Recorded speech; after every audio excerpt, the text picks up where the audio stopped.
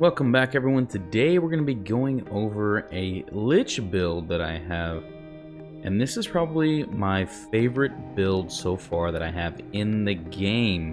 Maybe it's just the fact that you're a Grim Reaper and you're floating around just killing everything, but this is by far my favorite class to use so far. Don't get me wrong, I love my Primalist that I have, but this one is amazing.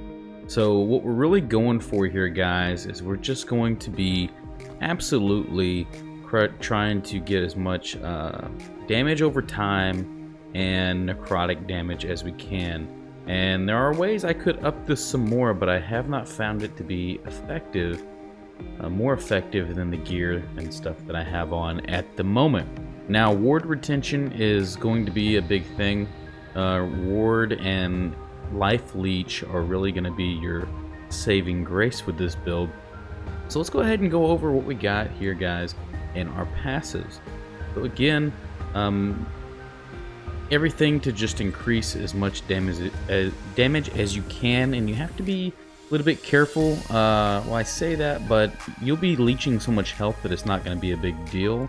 As you can see, my health is drained slowly, based on the fact that you lose health per second when you upgrade some of these, when you put more points into these rather. But you can also use some right here that reduces health drain, so you can kind of counterbalance as you go. Early game though, you might want to be a little tentative on that. So everything we're doing, guys, increasing intelligence, ward gained on nearby death. So this one was a lot more effective when I was using early game when I had some minions, but it's not so much now. Maybe whenever you play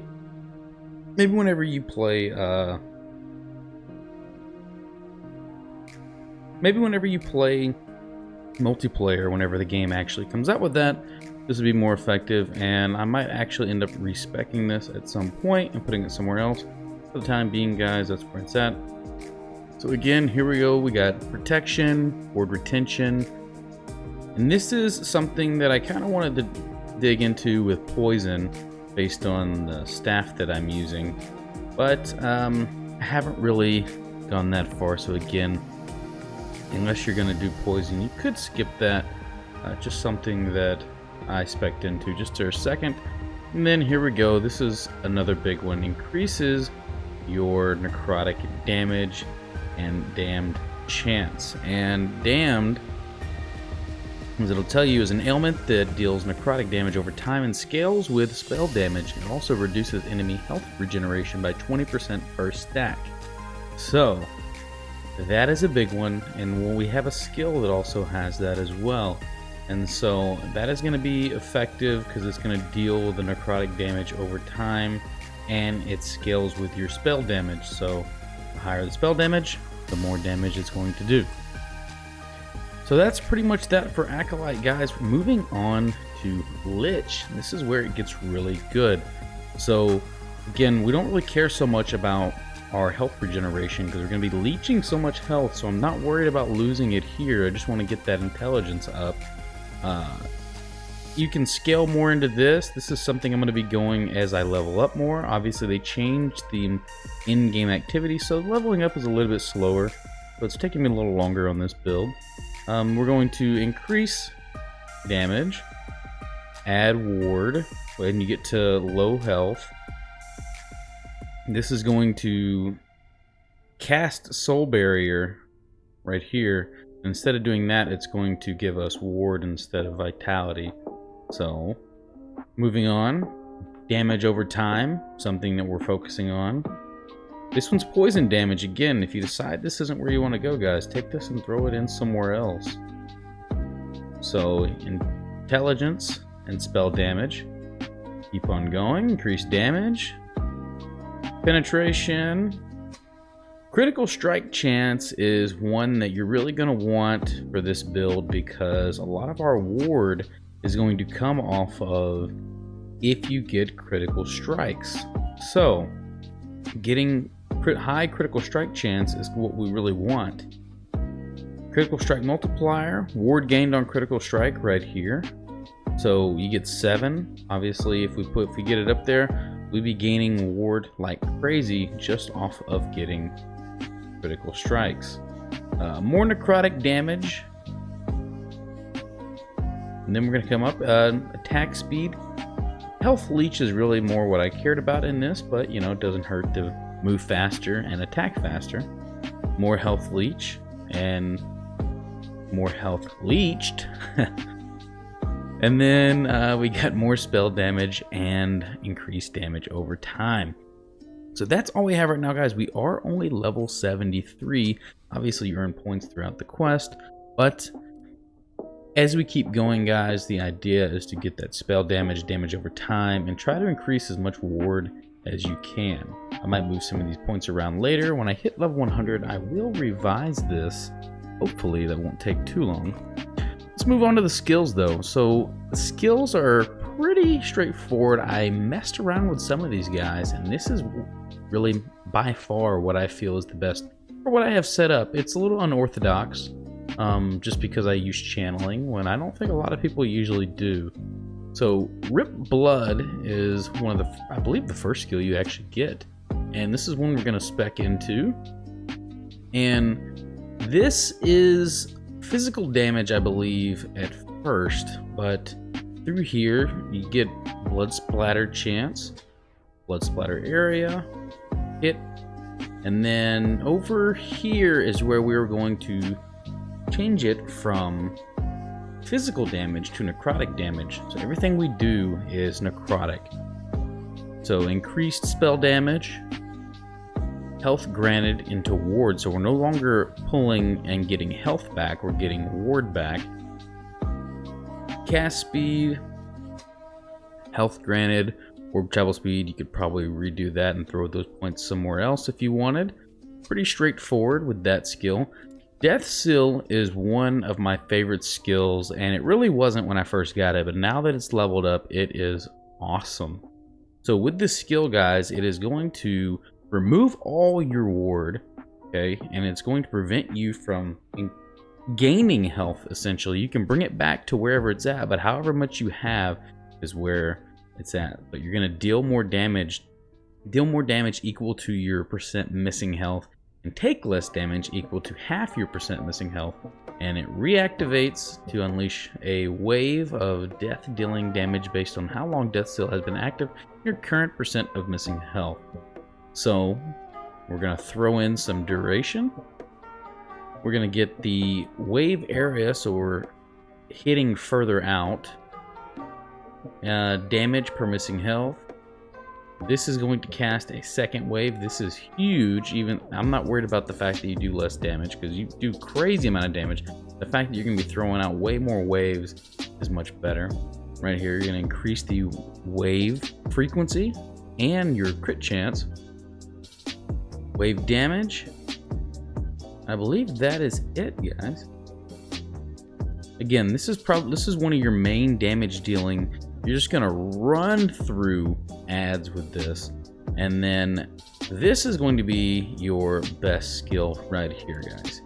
Channeling is your number one. It is your bae. Okay, love it, enjoy it, cherish it.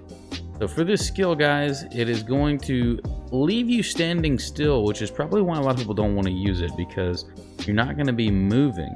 But so your clear speed is going to slow down just a tad, but don't worry, because this skill is fantastic, as you will see. So we're going to drop the cost of it right here, because it is a per second mana drainer. And then we're going to apply Damned. Remember, we talked about Damned earlier. So the longer you're hitting an enemy, so if it's a bigger enemy or one that has more health, you're going to increase your stack, which is going to deal even more damage over time. And right here it says lasts for 3 seconds, deals 25 base damage, and reduces the target's health regeneration by 20 per stack. So that is good. Now down here, guys, this is going to help right here increase your armor and protection by 10%. Again, it stacks. Now, since you're standing still, that's going to help, because you're going to be getting hit, but hopefully not too much, right? This is going to increase the amount of health that is leached from channeling. This is going to increase the damage overall of channeling. Necrotic explosion. This right here, guys, just forget about this. Take this and put it somewhere else, okay? Because I'm going to at some point as well. And then this right here is, it deals necrotic damage after you kill the enemy with channeling. So a lot of ads grouped together. You're just going to be plowing through these guys with these skills, man. It is fantastic. So moving on, guys, this is actually a newer skill that was added. And I wanted to use it just because it was new, obviously.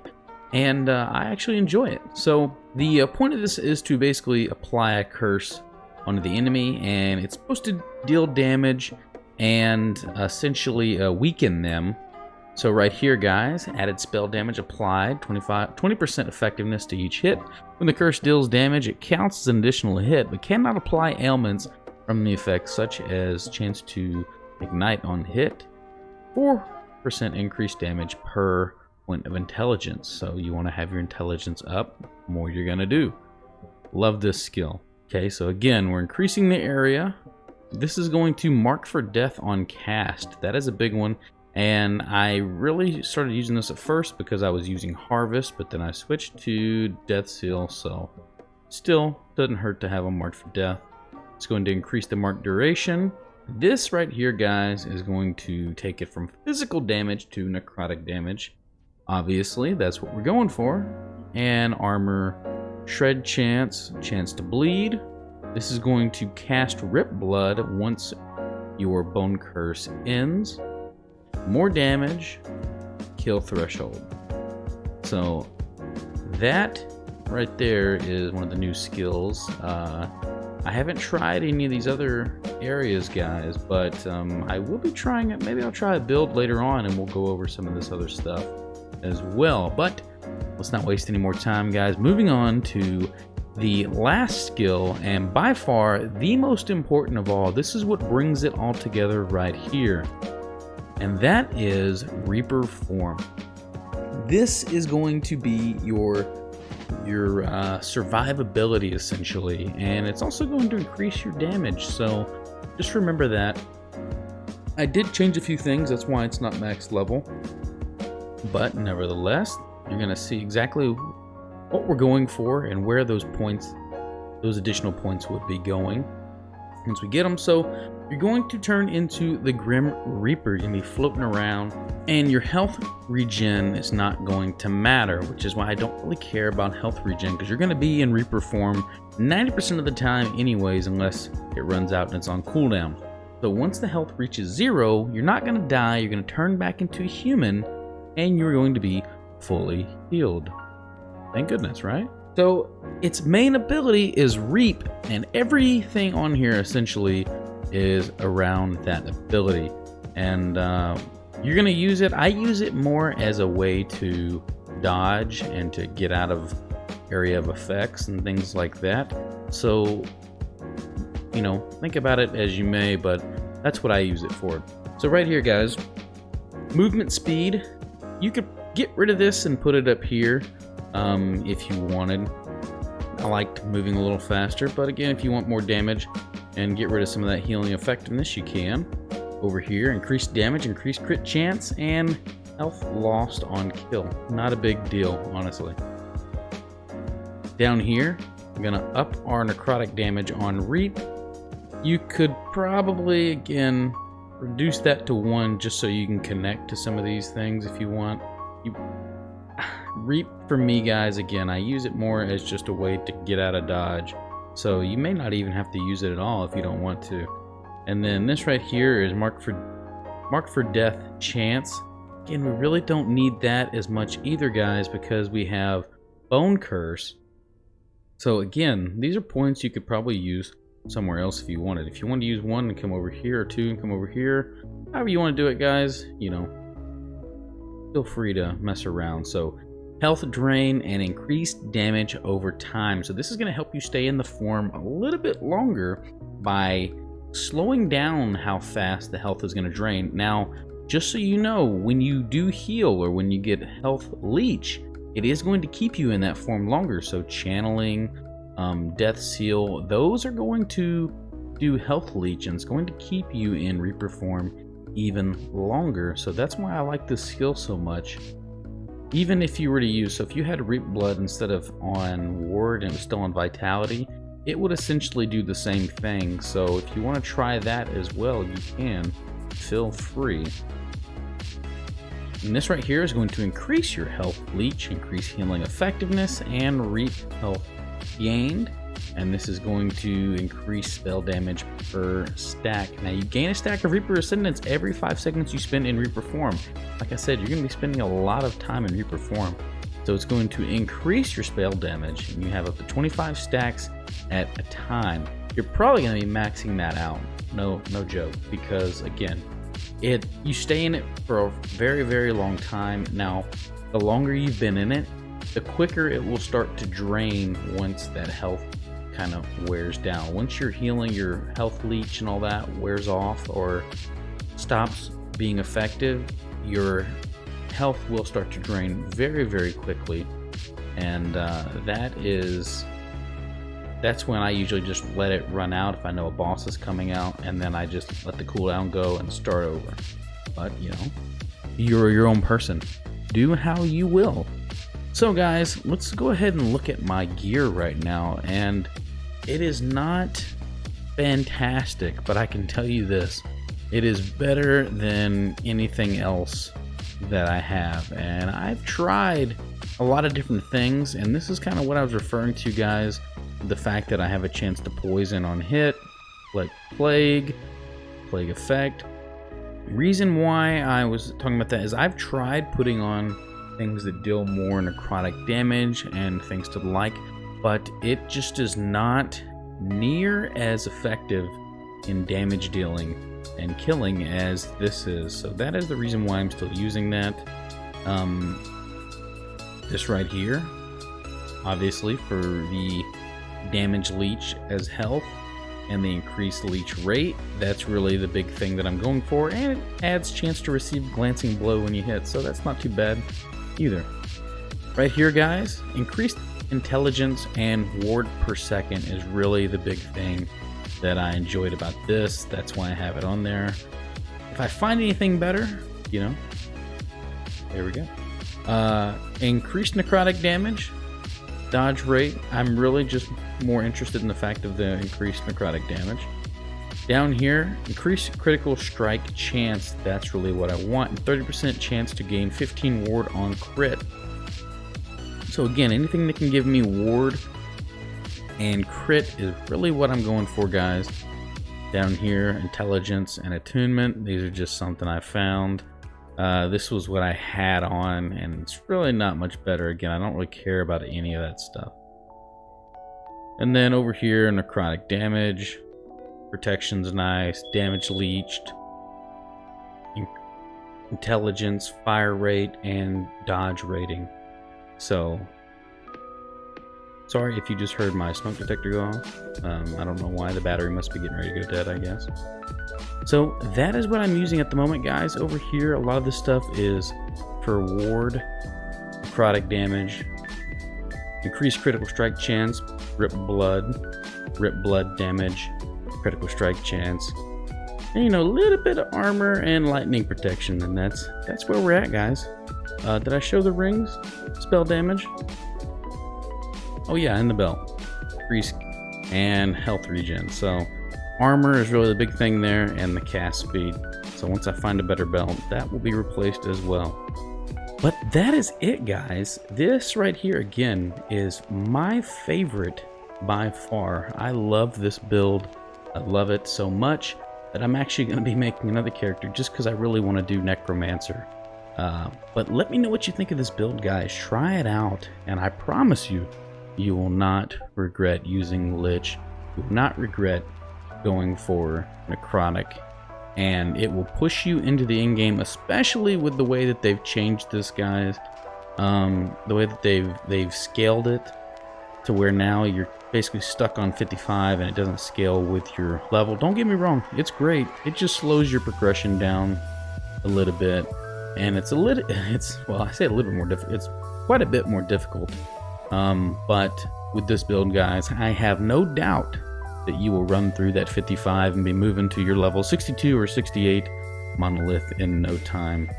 Thank you guys so much for watching. Make sure to like and subscribe if you enjoyed the video and you want to see more, and I will see you in the next video.